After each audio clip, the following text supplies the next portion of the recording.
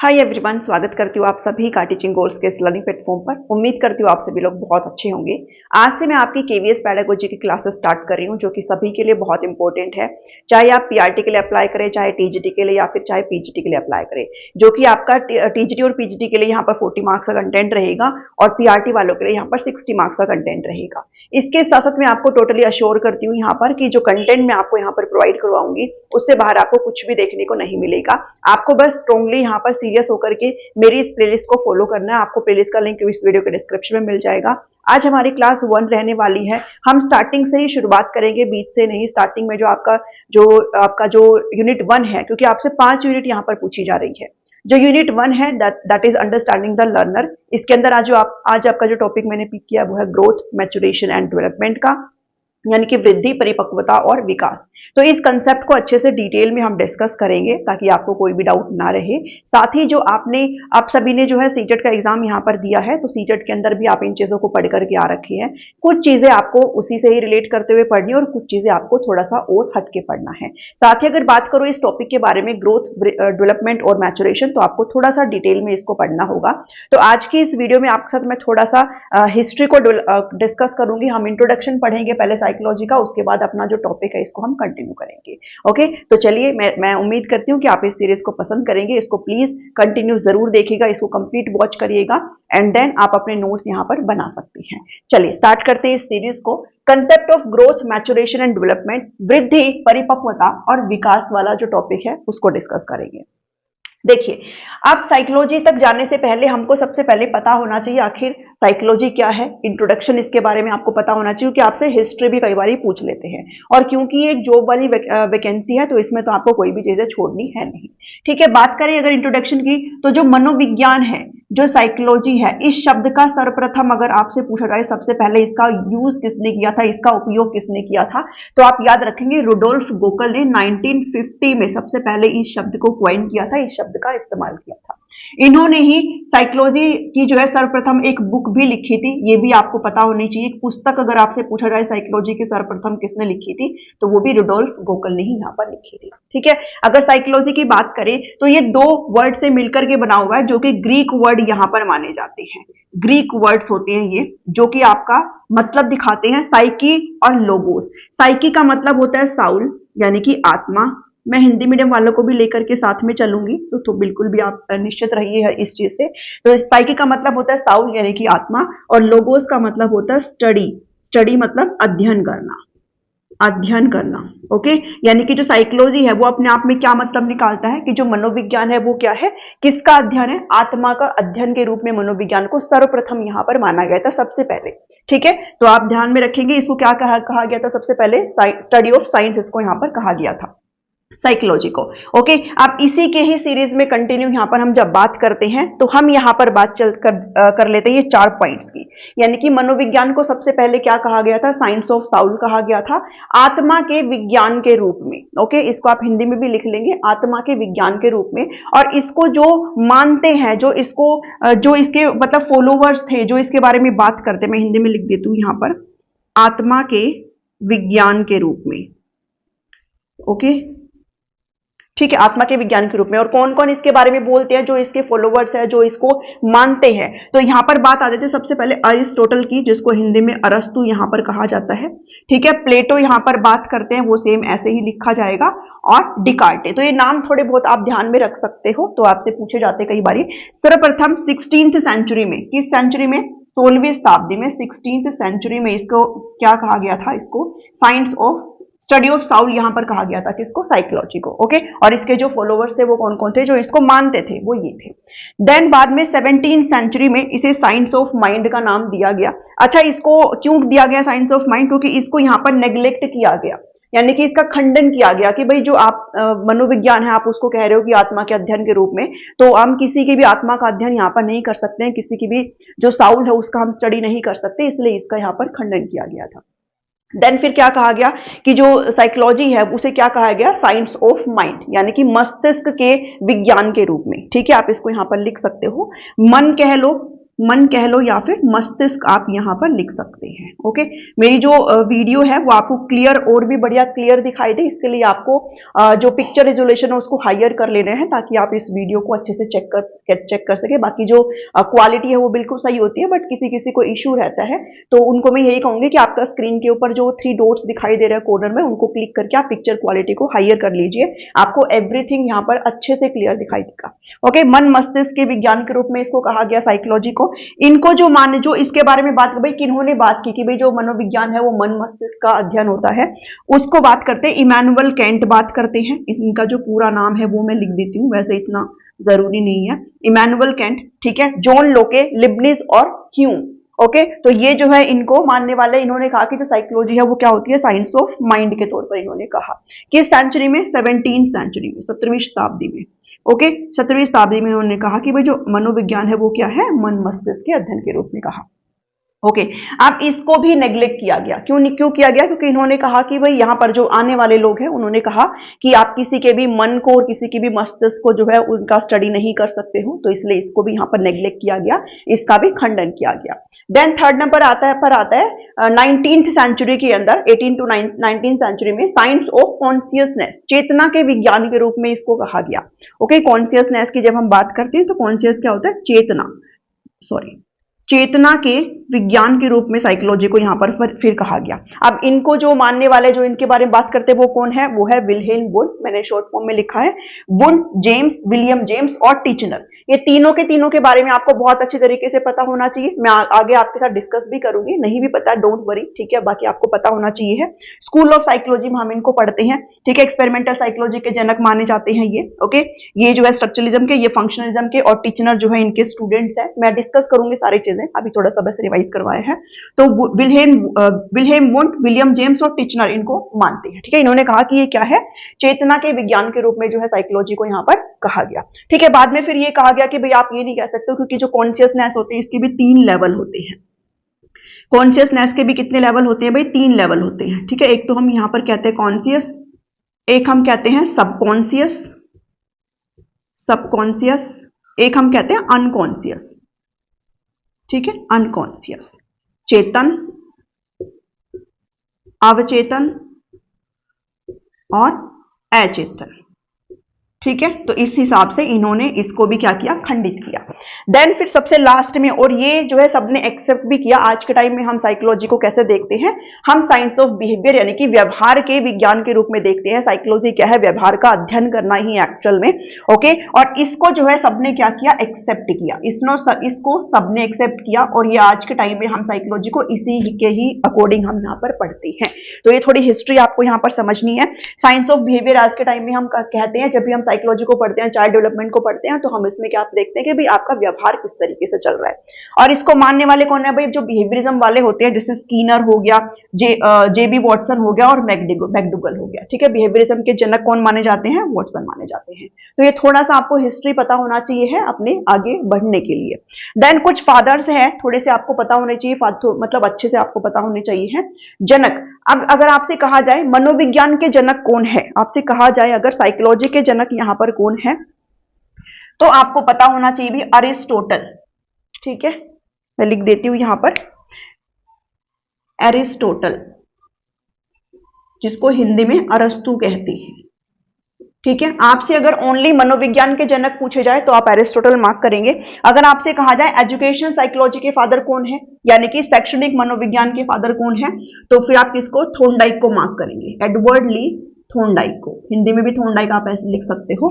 Then अगर आपसे कहा जाए कि मॉडर्न साइकोलॉजी के जनक कौन माने जाते हैं, आधुनिक मनोविज्ञान के जनक कौन माने जाते हैं, तो विलियम जेम्स आप यहां पर लिखेंगे। ओके, विलियम जेम्स आप यहां पर लिखेंगे। अगर कहा जाए एक्सपेरिमेंटल साइकोलॉजी के यानी कि प्रयोगात्मक मनोविज्ञान के जनक कौन है, तो फिर सबसे पहले जो लैबोरेटरी स्थापित करी थी वुंड ने करी थी, विल्हेल्म वुंड ने, ठीक है। आप वुंड का नाम यहां पर लिख देंगे, विल्हेल्म वुंड। ओके, तो ये 4 फादर्स है जो आपको पता होना चाहिए। आई होप आपको थोड़ा हिस्ट्री यहां पर पता लगा होगा।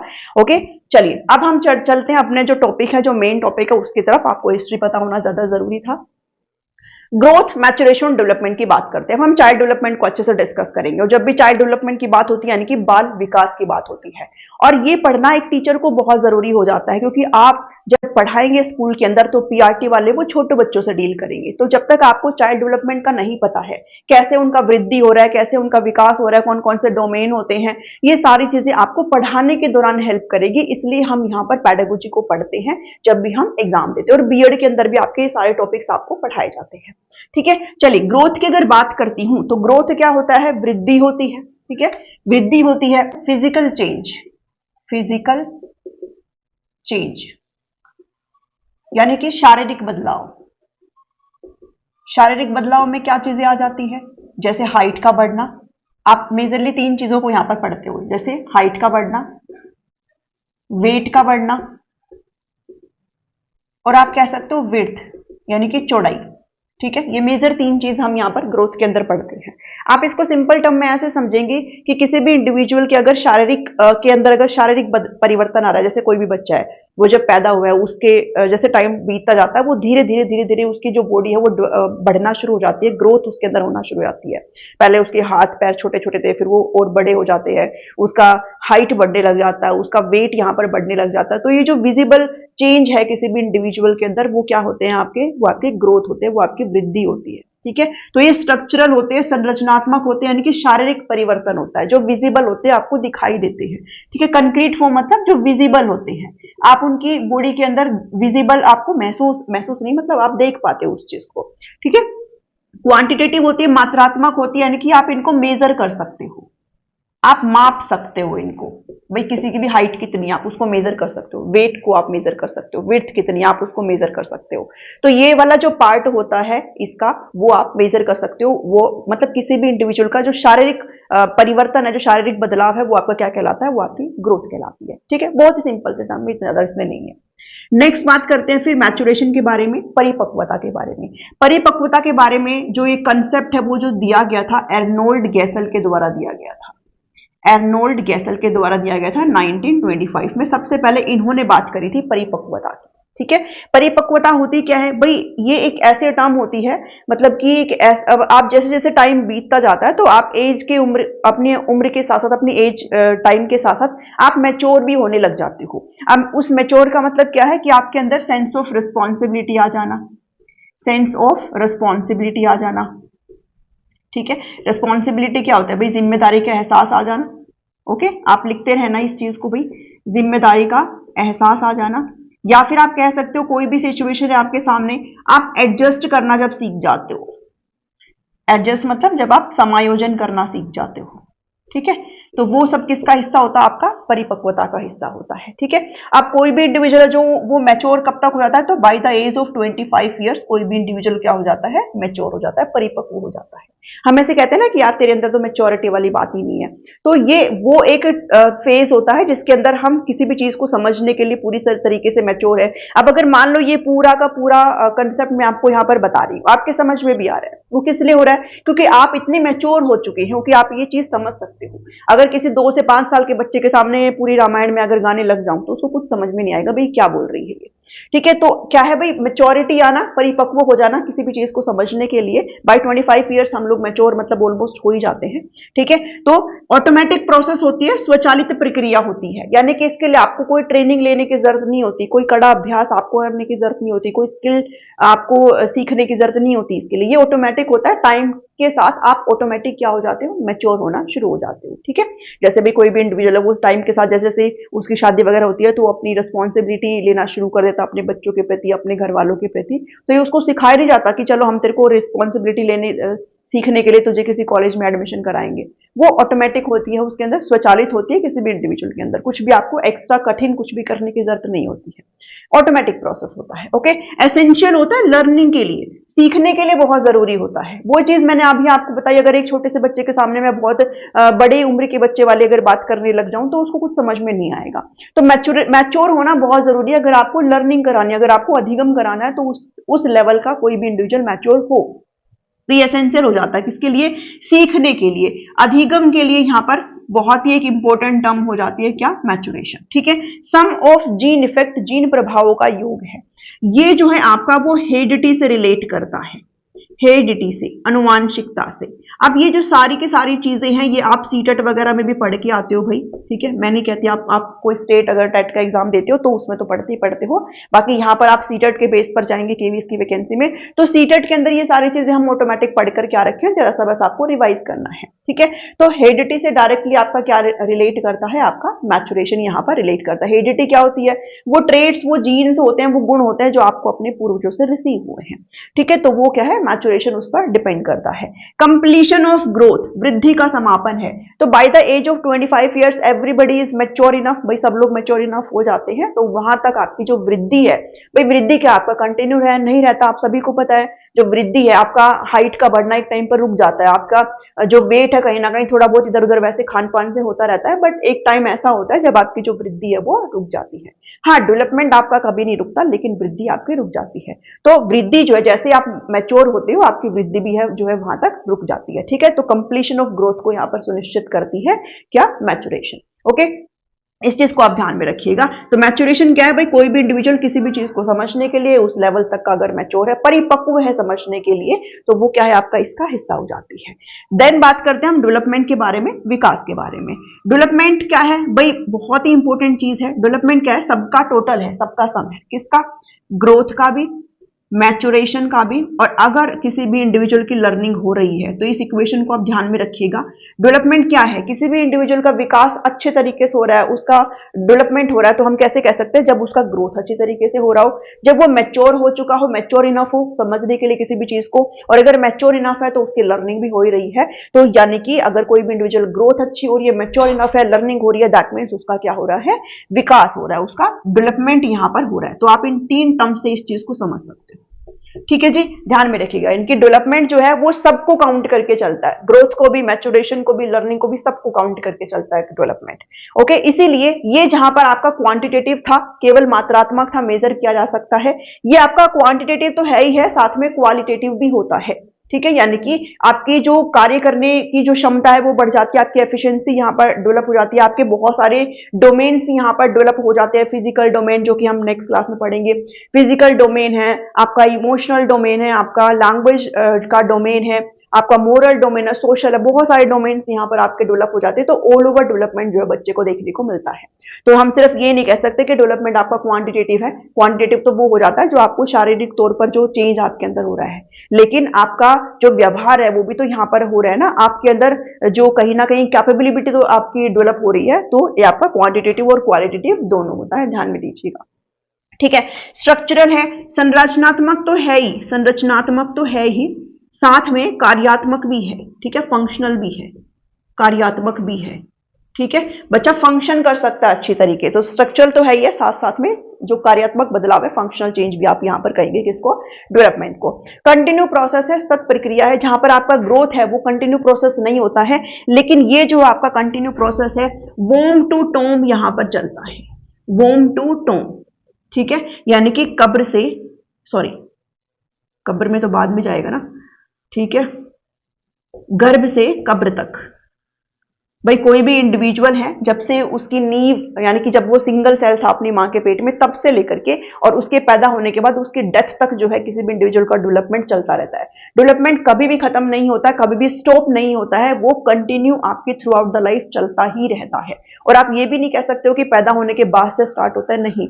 जब आप अपनी मां के पेट में हो तो पहले सिंगल सेल से आपका कहीं ना कहीं आपकी उत्पत्ति हुई है, उसके बाद सेल जो है डिवाइड होना स्टार्ट हो जाती है और मिलियन ट्रिलियन में आपकी जो सेल है वो कन्वर्ट हो जाती है, तब जाकर के एक बच्चा वहां पर बनता है, ठीक है। तो वो भी क्या है, आपका डेवलपमेंट ही है। तो डेवलपमेंट वोम टू टोम चलता है, एक प्रिंसिपल भी है जो कि हम पढ़ते हैं, ठीक है।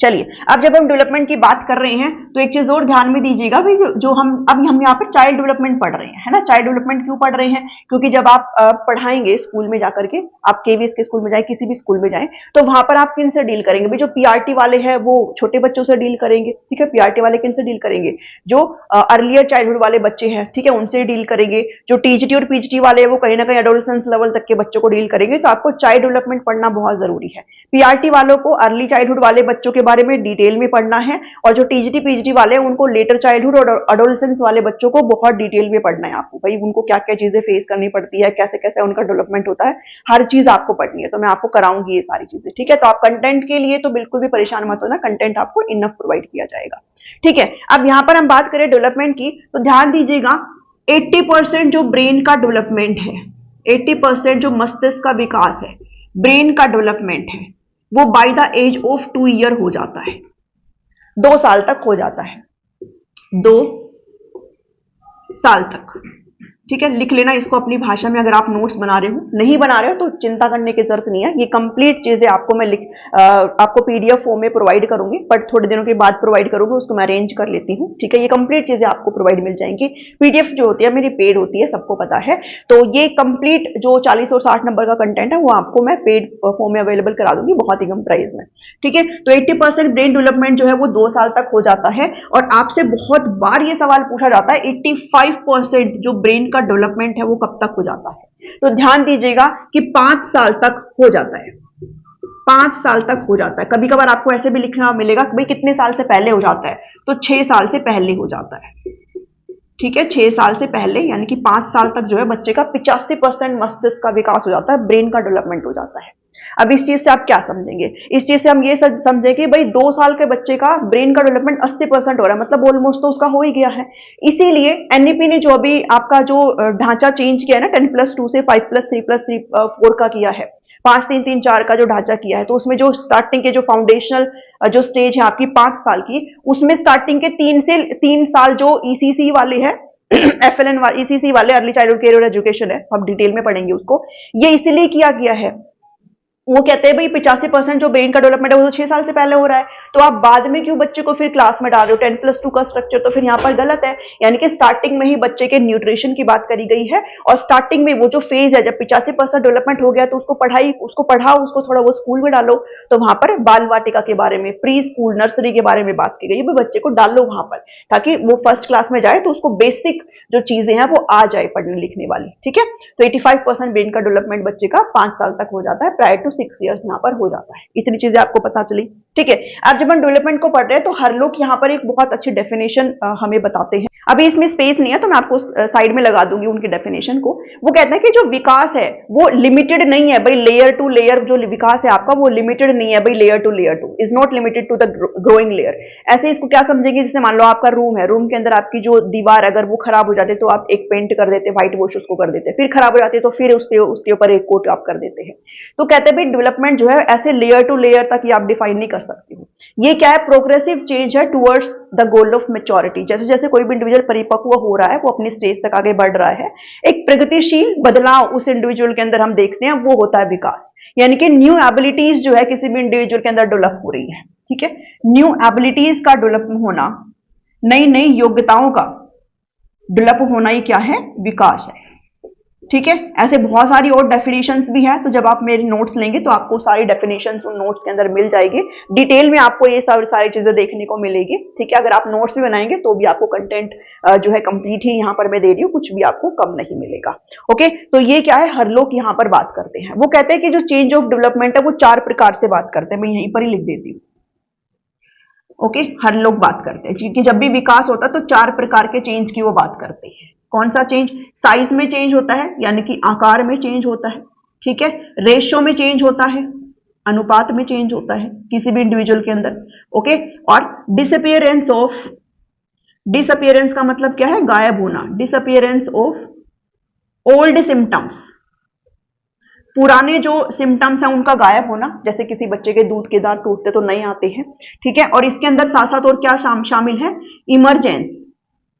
Emergence of new symptoms, okay. Hindi medium वाले लिख लेंगे भाई, जो नए लक्षण है उनका आना या फिर उनका उजागर होना, ठीक है, उभरना आप कह सकते हो ऐसे, कि जो नए सिम्टम्स है वो आने लग जाते हैं। जैसे प्यूबर्टी आती है तो जो मेल चाइल्ड है, जो गर्ल चाइल्ड है, उनके अंदर काफी बदलाव देखने को आपको मिलते हैं, तो नए नए सिम्टम्स का भी इमर्ज होना, ओके। तो ये 4 प्रकार से वो बात करते हैं, हर लोग इसके बारे में बात करते हैं। अब जब हम डेवलपमेंट को पढ़ रहे हैं तो डेवलपमेंट के अंदर भाई जब बच्चा पैदा नहीं हुआ है, जब से वो अपनी माँ के पेट में, तब से लेकर के उसकी डेथ तक वो कुछ स्टेजेस से गुजरता है, ठीक है, जिसमें आपकी प्री नेटल स्टेज आ जाती है, इन्फेंसी स्टेज आ जाती है, अर्ली चाइल्डहुड है, आपका अडोलसेंस है, देन आपकी मैच्योरिटी है। तो ये स्टेज आपको पता होनी चाहिए जब हम विकास के बारे में बात करते हैं। ऑल्दो हम नेक्स्ट के अंदर प्रिंसिपल और डोमेन्स की यहाँ पर बात करेंगे, डिटेल में आपको करना है, क्योंकि सीटेट में आप जितना पढ़ के आए उससे तो बहुत ज्यादा आपको करने की जरूरत पड़ेगी। तो सिर्फ और सिर्फ सीटेट के नोट्स पर आप नहीं रहेंगे, आपको ये कंटेंट अच्छे से समझना पड़ेगा। तो चलिए अब डिस्कस कर लेते हैं हम किसको, स्टेजेस ऑफ डेवलपमेंट को। जब हम स्टेजेस की बात करते हैं तो कुछ स्टेज हम यहाँ पर पढ़ेंगे, जिसमें जो सबसे पहली स्टेज है वो है आपकी प्री नैटल स्टेज, जो कि जन्म के पूर्व का समय है, यानी कि जो प्रेगनेंसी के दौरान का समय है, गर्भावस्था के दिन का समय, जो कि 9 महीने का होता है। इसमें क्या होता है, जो फीटस है उसका डेवलपमेंट होता है, ठीक है। जो भ्रूण होता है ना, वो मदर की वूम में, यानी कि जो माँ के गर्भ में है, बच्चे का पूरा जो डेवलपमेंट होता है, जिसमें बच्चे के सारे शरीर के मतलब जितने भी अंग होते हैं ना, वो सारे डेवलप होते हैं, और एक छोटा सा बच्चा निकलता है जब पैदा होता है। तो प्रीनेटल का ये पीरियड होता है, इसके अंदर ये डेवलपमेंट होता है बच्चे के अंदर। ओके, देन आती है आपका नियोनैटल स्टेज। नियोनैटल क्या है भाई, बर्थ से 28 डेज का है, जन्म से 28 दिन का है, ठीक है, जिसमें नवजात होता है, बच्चा जस्ट अभी पैदा हुआ है। तो इसमें रैपिड ग्रोथ होता है, डेवलपमेंट होता है, मतलब फास्ट बच्चे की जो वृद्धि और विकास होता है, जिसमें क्या हो जाता है, बच्चा स्माइल करने लग जाता है, अपनी माँ को पहचानना स्टार्ट कर देता है 28 दिन में, ठीक है। देन आती है आपकी इन्फेंसी की स्टेज, जो कि हम पढ़ते हैं। ये आपकी क्या है भाई, 2 साल तक की होती है। कहीं कहीं पर आपको 0 से 2 साल ऐसे देखने को मिलेगा, तो आपको टेंशन बिल्कुल भी नहीं लेना है, वो अकॉर्डिंगली होता है। तो शैशवावस्था है ये। शैशवावस्था के अंदर क्या होता है भाई, बच्चे की जो साइज़ है, उसका जो आकार है और जो उसकी हाइट है, उसके अंदर स्पीडी ग्रोथ होता है, अच्छे से उसकी वृद्धि होती है।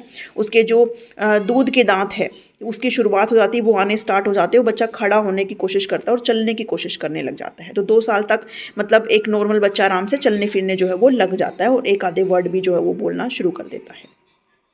देन बात करते हैं हम चाइल्डहुड की। ऑल्दो इस चाइल्डहुड को और एडोलेसेंस को अलग से मैं आपको कंप्लीट कराऊंगी, इसकी काफ़ी सारी चीज़ें हो जाती हैं जब हम आगे चलेंगे, ठीक है, तो वो ज़रूरी है। बट अभी चाइल्डहुड में क्या आ जाता है भाई, 2 से 10 साल का आपका ये पीरियड होता है, ठीक है। और हम अर्ली चाइल्डहुड में 2 से 6 पढ़ते हैं, और लेटर चाइल्डहुड में हम 6 से 12 पढ़ते हैं यहाँ पर, ठीक है। तो 2 से 12 भी आप लगाएंगे तो भी गलत नहीं है, ये एनसीईआरटी के अकॉर्डिंग है आपकी सारी चीज़ें, ठीक है। तो 2 से 10 साल है ये।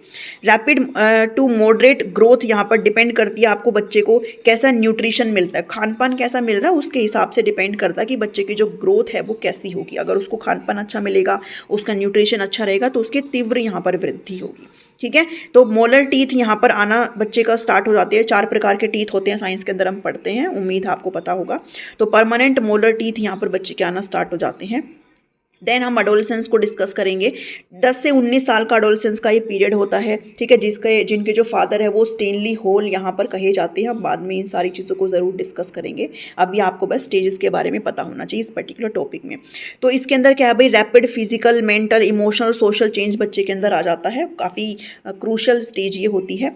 देन अडल्टहुड है। अब आपसे जो क्वेश्चन पूछा जाएगा वो चाइल्डहुड से और अडोलसेंस से ही पूछा जाता है, बाकी चीज़ें आप नॉर्मली कर सकते हो, ठीक है। 20 साल के बाद आपका एक वयस्क अवस्था यहाँ पर आ जाती है, ठीक है। रिप्रोडक्टिव पीरियड है यहाँ पर आपकी, आप सेटल हो जाते हो, आपकी मैरिज हो जाती है, बच्चे वगैरह ये सारी चीज़ें होती हैं। देन ओल्ड एज है। अब ओल्ड एज ये इतना काम की चीज़ें नहीं है भी, 60 ईयर्स और उसके अबोव तक की आपकी ये जो है एज यहाँ पर कही जाती है, ठीक है। अब इसमें धीरे धीरे आपकी जो बॉडी है वो थोड़ा फंक्शन करना यहाँ पर कम कर देती है, और आप जो है प्रौढ़ अवस्था में यहाँ पर चले जाते हो, बुढ़ापे में जो है कोई भी इंडिविजुअल यहाँ पर चला जाता है। तो ये कुछ स्टेजेस है जो आपको पता होना चाहिए डेवलपमेंट के टाइम पे, ओके। और ये सारी चीज़ें मैं बता चुकी हूँ आपको। देन हम थोड़ा डिफरेंस भी देख लेते हैं, ऑल्दो आपको डिफरेंस पता है ग्रोथ एंड डेवलपमेंट के बारे में, थोड़े डिफरेंस भी आप देखते हुए चलिए। वैसे मैंने बता दिया है भाई, जो ग्रोथ होती है वो क्वान्टिटेटिव होती है, मात्रात्मक होती है, इसको मेज़र किया जा सकता है, किसी की हाइट को, वेट को हम माप सकते हैं। जबकि ये क्या होती है आपकी, ये डेवलपमेंट जो होता है वो क्वालिटेटिव तो होता है, साथ में आपका क्वांटिटेटिव भी होता है, ठीक है। इसको यहाँ पर आप लिख लीजिएगा, वो साथ में क्वांटिटेटिव भी होता है, दोनों ही होती है, ठीक है। बच्चे की जो एबिलिटीज़ होती है, बच्चे की एफिशिएंसी, कार्य करने की क्षमता, वो सारी इसमें डेवलप हो जाती है, ठीक है। तो ग्रोथ जो है वो थ्रू आउट द लाइफ नहीं चलती, मैंने आपके साथ ऑलरेडी डिस्कस कर लिया, जबकि जो डेवलपमेंट है वो थ्रू आउट द लाइफ आपकी चलती रहती है, वोम टू टोम जो है यहाँ पर ये चलता है, ओके। ग्रोथ जो है वो कंटिन्यू नहीं रहती है, लेकिन ये जब तक बच्चा फुल्ली मैच्योर हो जाता है तब तक आपकी जो वृद्धि है वो एंड हो जाती है। Process and when the child become fully mature. मैंने जस्ट मैच्योरेशन के अंदर आपको ये सारी चीज़ें डिस्कस करी है। डेवलपमेंट एक लाइफ लॉन्ग प्रोसेस होती है and like growth it does not and when the child mature. जब बच्चा मैच्योर हो जाता है तो ये रुकती नहीं है, ठीक है, क्योंकि ग्रोथ तो रुक जाती है लेकिन डेवलपमेंट आपका नहीं रुकता, वो वॉर्म टू टॉम है, वो भाई हमेशा चलता ही रहेगा। The changes that occur in growth can be seen normally. अब जो परिवर्तन ग्रोथ के अंदर है, मतलब भाई वृद्धि हो रही है तो बच्चे के अंदर शारीरिक परिवर्तन है, तो आप उसको विजिबल होता है आपके लिए, आप उसको आराम से देख सकते हो, ठीक है। लेकिन डेवलपमेंट जो है वो नॉर्मल वे में आप नहीं देख सकते हो ऐसे। We can not touch development because it happens indirectly. आप ये नहीं कर सकते, आप देख रहे जैसे भाई बच्चे का जो है कॉग्निटिव डेवलपमेंट हो रहा है, बच्चे का इमोशनल डेवलपमेंट हो रहा है, तो ऐसा नहीं है ना कि आप उसको देख सकते हो, वो तो इंटरनली उसके अंदर हो रहा है, ठीक है, वो इंटरनल है डेवलपमेंट तो। ओके, मल्टीलेटरल है, बहुत सारे डोमेन्स हम यहाँ पर पढ़ते हैं, बहुत सारे आयाम हम यहाँ पर डेवलपमेंट के पढ़ते हैं जो कि हम आगे देखेंगे। डेवलपमेंट को मेजर नहीं किया जा सकता and it's measurement is very difficult, even if it is measured it will be just an estimate. Okay, तो ये है भाई, इसको मेजर यहाँ पर नहीं किया जा सकता। जबकि ग्रोथ क्या है, वो तो शारीरिक होती है, उसको तो हम मेजर कर सकते हैं, ठीक है, हम इसको मेजर कर सकते हैं, हम किसी के हाइट को और वेट को यहाँ पर मेजर कर सकते हैं। तो ये थे हमारे डिफरेंस। आई होप आपको इस वीडियो में चीज़ें जो है वो समझ में आई होगी। इस पर्टिकुलर वीडियो में इतना ही है। अब मैं आपसे नेक्स्ट डिस्कस करूँगी प्रिंसिपल्स के बारे में, ठीक है, प्रिंसिपल्स ऑफ डेवलपमेंट, सिद्धांत को पढ़ेंगे एंड डिबेट यहाँ पर आपसे कहा गया है, तो टॉपिक वाइज हम चीज़ों को स्टार्ट करेंगे और जल्दी जल्दी आपके लिए क्लासेस लेकर के आऊँगी। आपको ये क्लास कैसी लगी मुझे ज़रूर बताइएगा कमेंट करके, और सभी के साथ ज़रूर शेयर करिएगा। ये फ्री क्लासेस सभी के लिए बहुत इंपॉर्टेंट है। बाकी नोट्स के बारे में जो पेड PDF रहेगी इसके बारे में जल्दी आपको सूचित कर दूंगी। टेलीग्राम पर आप सभी लोग मुझे जोड़ सकते हो। वीडियो अगर अच्छी लगे तो कमेंट करके ज़रूर बताइएगा। मिलती हूँ नेक्स्ट वीडियो में। Thank you, thanks for watching में।